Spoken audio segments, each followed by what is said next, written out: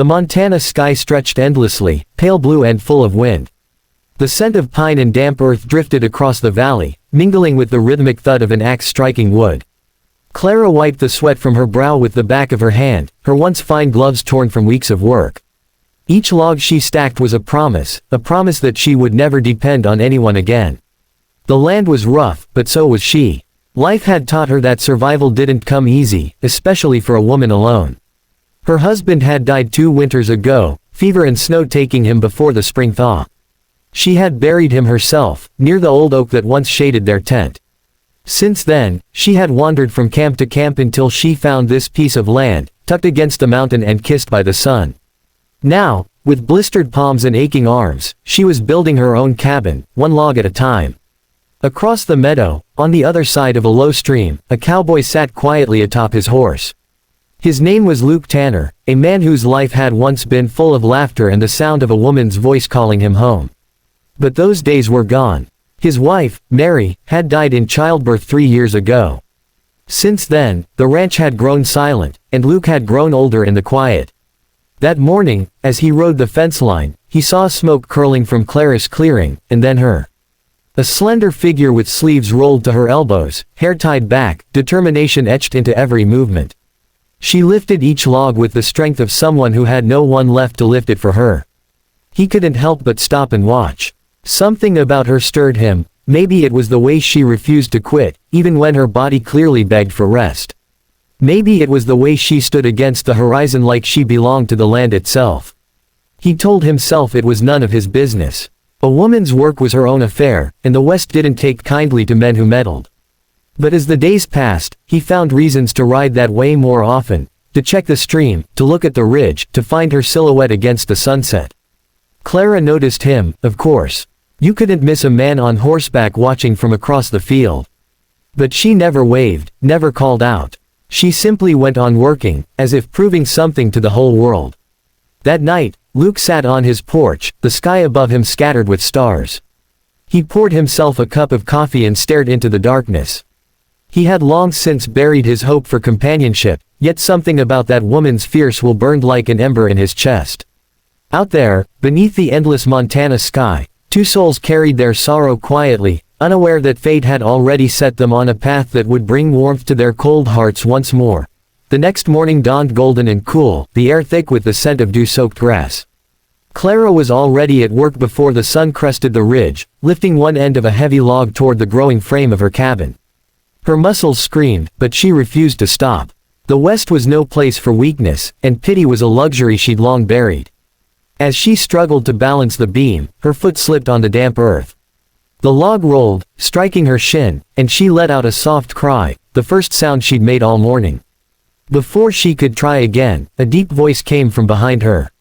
"Need a hand, ma'am?" Clara turned sharply, startled. The voice belonged to the same man she'd seen from across the field, tall, broad-shouldered, with eyes the color of storm clouds and a hat shadowing most of his face. He held the reins of his horse loosely, as if he'd been waiting for her to say yes. She hesitated. "I can manage," she said, brushing off her apron. "I don't doubt it," he replied, stepping closer, "but sometimes even the strong could use another pair of hands." Clara studied him for a moment, the kindness in his tone, the quiet grief behind his steady gaze. Then, finally, she sighed and nodded. Together, they lifted the beam, setting it perfectly into place. "Name's Luke Tanner," he said, offering a small smile. "Clara Hayes," she answered. They worked in silence for a while. Luke's movements were practiced, steady, the kind of strength that came from years of mending fences and carrying hay bales. When the last piece of wood was secure, Clara stepped back and looked at the progress they'd made. The cabin finally looked like more than scattered lumber, it looked like a home.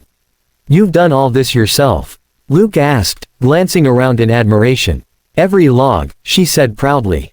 "Didn't come all the way to Montana just to depend on someone else." He nodded. "Understand that better than most." When the sun dipped low, painting the sky in gold and crimson, Clara lit a small fire. She offered Luke coffee, the cowboy's universal language of gratitude. They sat on overturned buckets near the flames, steam curling from their tin mugs. "You from town?" she asked softly. "Got a ranch a few miles west," he said.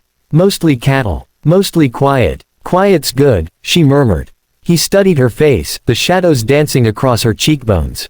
There was something fragile beneath all that strength, something that reminded him of himself. As the night deepened, neither wanted to be the first to leave. The silence between them wasn't awkward, it was easy, familiar. When Luke finally rose, he tipped his hat and said, "You're doing fine work, Clara. Don't be surprised if I ride by again to check your progress." She smiled faintly. "You're welcome too." As his horse's hooves faded into the distance, Clara looked at her cabin and then at the stars. For the first time in years, the world didn't feel quite so empty. The days rolled by in a rhythm of work and quiet companionship. Luke kept his word, he rode over often, sometimes bringing nails or flour, sometimes just his quiet presence. Clara pretended not to expect him, though every morning she found herself glancing toward the ridge, waiting for that familiar figure on horseback to appear against the sky. By late autumn, the nights grew colder. The cabin was nearly finished, the roof shingled, the fireplace built, the windows sealed against the mountain wind. Still, Clara refused to slow down. One afternoon, she climbed the ladder to patch a corner of the roof before the snow came. Luke, who'd arrived to deliver firewood, called up, "That ladder doesn't look too steady."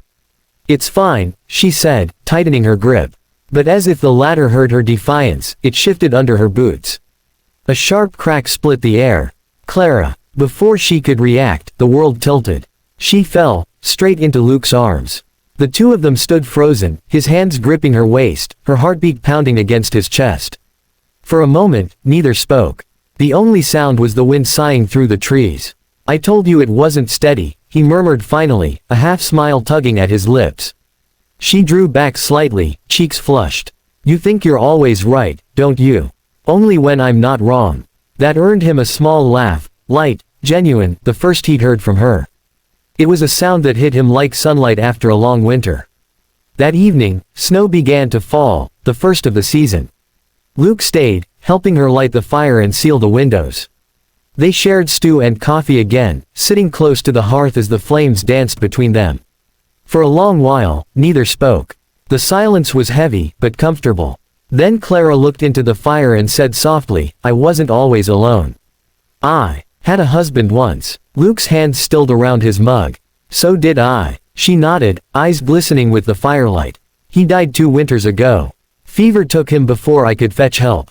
Everything after that, just felt empty." Luke swallowed, his voice low. "Mary died giving birth to our son. He didn't make it either." Their eyes met, two people carved by loss, carrying the same quiet ache. Clara reached across the table, her hand brushing his.